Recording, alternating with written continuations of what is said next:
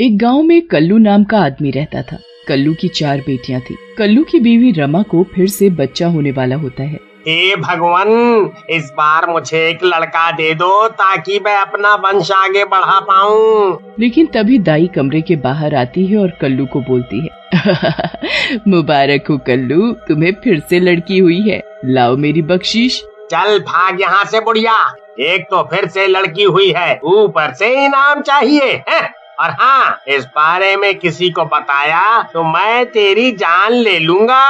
कल्लू को यूं गुस्से में देख दाई वहाँ से खिसक लेती है। ये तो 5वीं भी लड़की हो गई मुझे, अब लोग तो मेरा मजाक बनाएंगे और मैं इन सब लड़कियों को कैसे पालूंगा, इनकी शादी कैसे करूंगा, इतने तो पैसे भी नहीं है मेरे पास। ऐसा कहकर कल्लू उस छोटी सी बच्ची को उठाता है और पुल पर जाकर नदी में फेंक देता है। हाँ, अब इस बला से मुक्ति मिली। उधर बच्ची नदी में गिरते ही डूबने लगती है। तभी वहाँ एक चुड़ैल मछली आती है, जिसका आधा शरीर तो चुड़ैल का और आधा शरीर मछली का होता है।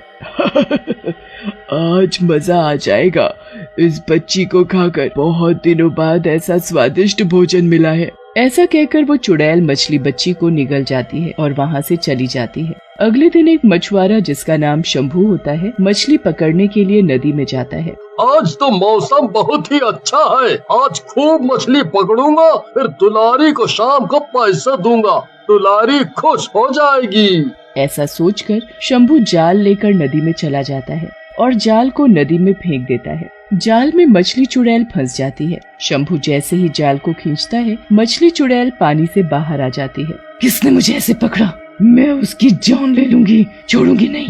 अरे मर गया रे, ये क्या बला पकड़ ली मैंने, ये तो मुझे छोड़ेगी नहीं, मैं क्या करूं? ऐसा सोचकर शंभू एक लकड़ी के टुकड़े से चुड़ैल के सिर पर वार करता है। चुड़ैल बेहोश हो जाती है। उसके बाद शंभू भागकर अपनी पत्नी दुलारी के पास जाता है और उसे सारी बात बताता है। अरे नास मिटे, भाग क्यों आया? तुझे पता है कभी कभी इन जल परियों के पेट में खजाना भी मिल जाता है। चलो मैं तुम्हारे साथ चलती हूँ। फिर शंभू और दुलारी कुल्हाड़ी लेकर वापस से नदी के किनारे पहुँचते हैं। मछली चुड़ैल वहीं बेहोश पड़ी होती है।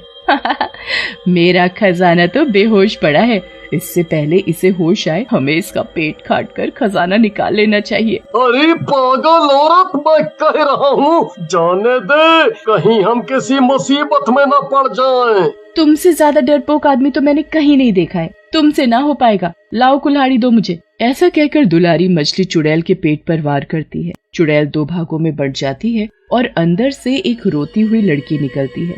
मनहूस औरत, तुझे मना किया था ना, अब भुगत भुगत इसे, मुझे तो ये इसी चुड़ैल की बच्ची लग रही है। पता नहीं कौन सी मनहूस घड़ी में मैंने तुमसे शादी की, इतना डरपोक आदमी। अरे दिख नहीं रहा कितनी प्यारी बच्ची है, वो भी इंसानों की, चलो हटो सामने से। ऐसा कहकर दुलारी बच्ची को उठा लेती है। बच्ची को उठाते ही दुलारी की ममता जाग जाती है और वो उसे अपने घर ले जाती है। लेकिन शंभू मन ही मन घबरा रहा होता है। ये ना समझ औरत अपनी जिद के आगे किसी की नहीं चलने देती, और कुछ बोलो तो लड़ने लगती है। मुझे किसी से इस बारे में बात करनी होगी। उधर चुड़ैल को होश आता है। वो मछली के शरीर से आजाद होकर बहुत खुश हो जाती है। मजा आ गया, उस साधु के श्राप के कारण मुझे इस मछली के शरीर में रहना पड़ रहा था, लेकिन उन इंसानों की इतनी मजाल, चुड़ैल पर हमला किया, इन्हें तो मैं नहीं छोड़ूंगी। इधर दुलारी उस बच्ची को अपनी बेटी की तरह पालने लगती है। शंभू और दुलारी लड़की का नाम परी रखते हैं। परी भी धीरे धीरे बड़ी होने लगती है। एक दिन परी खेल रही होती है, तभी वहाँ साधु आता है और परी को देखता है। अरे वाह, कितनी प्यारी बच्ची है, इसके मुंह पर कितना तेज है, ये तो कोई चमत्कारी लड़की लगती है, इसकी माँ कहाँ है? साधु परी के पास जाता है और उसे गोद में उठा लेता है, लेकिन तभी वहाँ दुलारी आ जाती है और परी को साधु की गोद से ले लेती है। मैं इस बच्ची की माँ हूँ साधु महाराज, बोलो बोलो आपको क्या बोलना है? तू इस बच्ची की माँ कैसे हो सकती है? इस बच्ची का तेज बता रहा है ये किसी और की बच्ची है, तेरे बोलने से कैसे मान लूं? मेरी आंखें कभी धोखा नहीं खा सकती।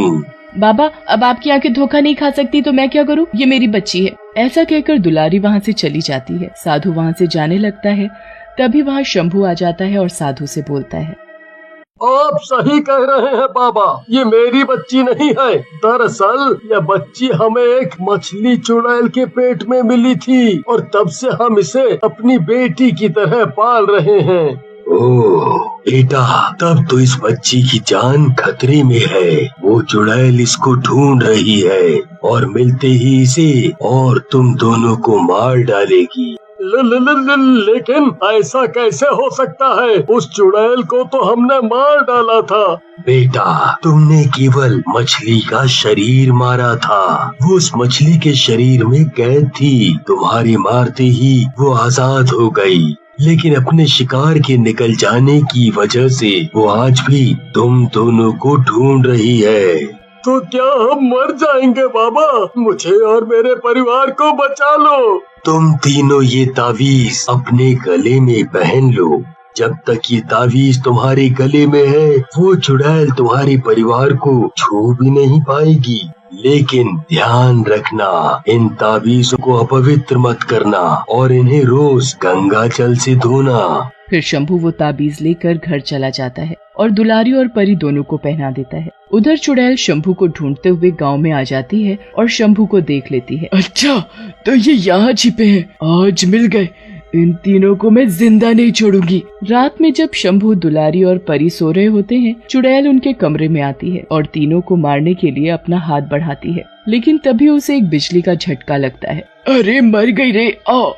लगता है इन दुष्टों ने आसपास कोई जादू किया हुआ है, तभी मैं इनको छू भी नहीं पा रही। अभी तो मुझे चलना चाहिए, बाद में देखती हूँ इनको। कुछ दिनों तक तो कुछ नहीं होता और शंभू भी लापरवाह हो जाता है। वो ताबीज को गंगा जल से धोना भूल जाता है। उसी दिन चुड़ैल रात में उसके कमरे में आती है। आज मैं इस बच्ची को उठाकर देखती हूँ। चुड़ैल आगे हाथ बढ़ाकर परी को उठा लेती है। चुड़ैल के हाथों में जाते ही परी नींद से जाग जाती है और रोने लगती है। आज तू मेरे हाथ में आ गई है, पहले तुझे मारूंगी, फिर तेरे इन दोनों माँ बाप को। परी का रोना सुनकर शंभू भी उठ जाता है। चुड़ैल जी, मत मारो, इस बच्ची को मत मारो, हमें मार डालो इसके बदले में। अच्छा, बहुत प्यार आ रहा है तुम्हें इस बच्ची पर, ये देखकर मुझे अच्छा लगा। अब मैं इस बच्ची को ले जा रही। कल रात जंगल में तुम दोनों आ जाना, वहीं मारूंगी तुम दोनों को एक साथ। ऐसा कहकर चुड़ैल वहाँ से चली जाती है। शंभू, मैंने आज तक तुमसे कुछ नहीं मांगा, बस मेरी बच्ची को वापस ला दो कैसे भी करके। तुम चिंता मत करो दुलारी, चाहे कुछ भी हो, मैं अपनी परी को वापस ले करके आऊंगा। फिर शंभू उन्हीं साधु बाबा के पास जाता है और उन्हें सारी बात बताता है। बेटा, मैंने तुम्हें पहले ही कहा था, वो तावीज गले से मत निकालना और उसे गंगा जल से धोना, लेकिन आप मेरी बात नहीं माने। बाबा मुझसे गलती हो गई, लेकिन अभी मेरी परी, मेरी बच्ची की जान बचाओ, बदले में चाहे मेरी जान ले लो। मेरी पत्नी का रो रो कर बुरा हाल है बाबा, बुरा हाल है। बेटा, तुम उसके सौतेले माँ बाप होते हुए भी कितना प्यार करते हो। उस चुड़ैल की मौत तो परी के हाथों ही लिखी है। जैसे ही वो चुड़ैल का गला दबाएगी, वो चुड़ैल मर जाएगी। बस तुम परी से इतना करवा लो। फिर साधु के समझाने पर शंभू वहाँ से चल पड़ता है और दुलारी को साधु के द्वारा कही सारी बात बताता है, जिसे सुनकर दुलारी बोलती है, अगर उस दुष्ट चुड़ैल की मौत परी के हाथों लिखी है तो वो ही उसे मारेगी। अब हम चलते हैं जंगल। फिर दुलारी और शंभू जंगल की ओर जाते हैं। जंगल में चुड़ैल उनका इंतजार कर रही होती है। मुझे पता था तुम दोनों इस बच्ची के लिए आओगे। मैं तुम तीनों को मारकर खा जाऊंगी। मारना है तो पहले मुझे मार, फिर परी या मेरे पति को मारना। अगर तू पहले मरना चाहती है तो यही सही। ऐसा कहकर चुड़ैल दुलारी को पकड़ लेती है और गला दबाने लगती है। शंभू दुलारी को बचाने के लिए चुड़ैल को धक्का देता है। चुड़ैल गिर जाती है। परी भी चुड़ैल की तरफ भागती है। मेरी बच्ची, इसके ऊपर चढ़ जा और जैसे इसने तेरी माँ का गला दबाया तू भी दबा दे। दुलारी की बात सुनकर परी चुड़ैल का गला दबाने लगती है। ये बच्ची तो मुझे मार डालेगी, इसके हाथों में इतनी ताकत कैसे? इस बच्ची का जन्म ही तेरी जैसी चुड़ैलों को मारने के लिए हुआ है। फिर परी के गला दबाने से चुड़ैल मर जाती है और परी को लेकर शंभू और दुलारी घर चले जाते हैं। एक गांव में कल्लू नाम का आदमी रहता था। कल्लू की 4 बेटियां थी। कल्लू की बीवी रमा को फिर से बच्चा होने वाला होता है। हे भगवान, इस बार मुझे एक लड़का दे दो ताकि मैं अपना